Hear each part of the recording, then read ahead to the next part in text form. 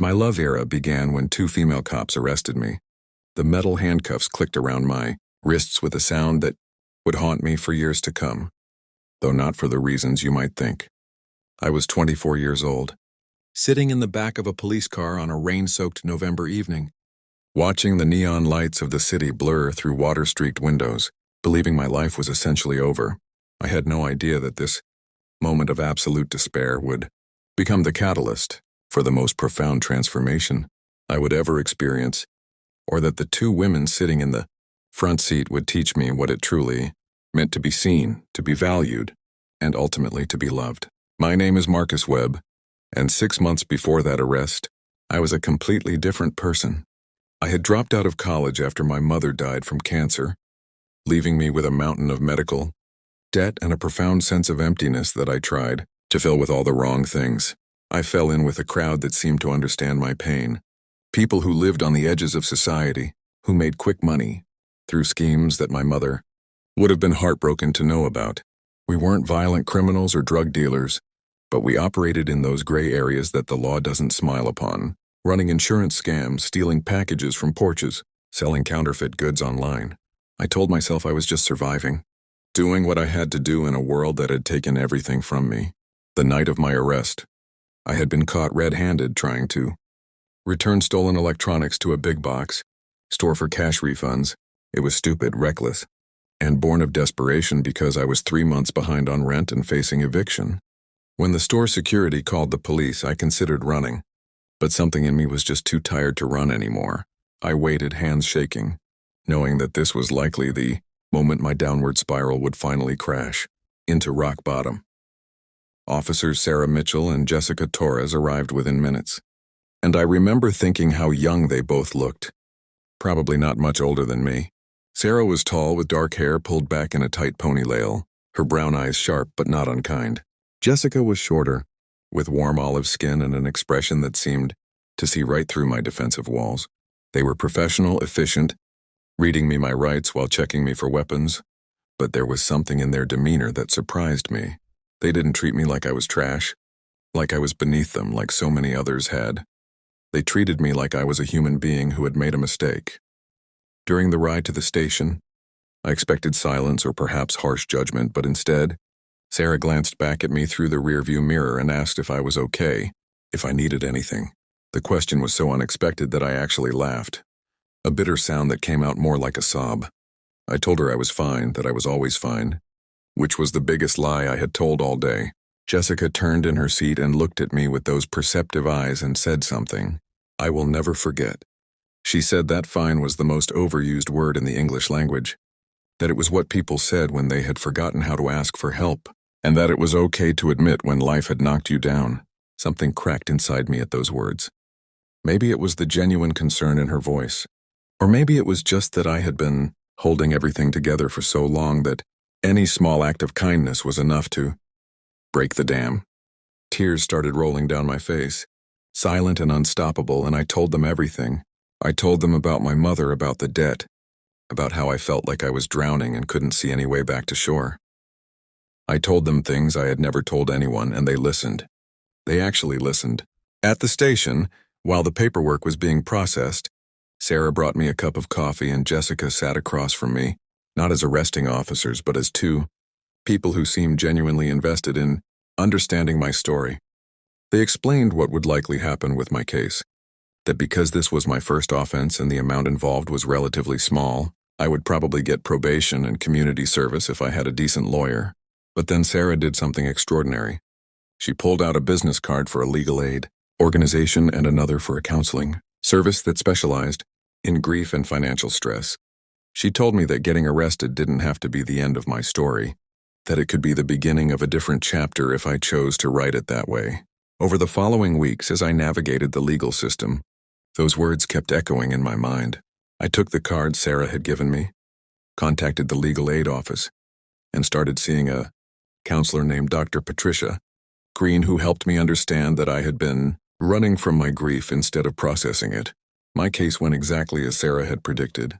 Probation, community service, and mandatory counseling sessions, but something else happened too. Sarah and Jessica, who I learned had been partners on the force for 3 years, started checking in on me. At first, I thought it was just part of their job, some kind of follow-up protocol. But I soon realized they were doing this on their own time, genuinely concerned about whether I was managing to turn things around. Sarah would text me occasionally, asking how my community service was going, sharing job listings she thought might interest me. Jessica invited me to a support group she volunteered with for people dealing with grief and loss. These weren't grand gestures or dramatic interventions, but small, consistent acts of care that slowly began to rebuild something inside me that had been broken for a very long time. They showed me that I mattered, that my life had value beyond my worst mistakes, and that redemption was possible if I was willing to do the work. My community service placement was at a food bank that served low-income families, and for the first time in months, I found myself thinking about something other than my own pain. I met people who were struggling just like I had been, single mothers working 3 jobs, elderly folks choosing between medication and groceries, kids who went to bed hungry more nights than not. The director of the food bank, a woman named Helen who had more energy at 65 than most people had at 20, saw something in me and offered me a part-time paid position once my service hours were complete.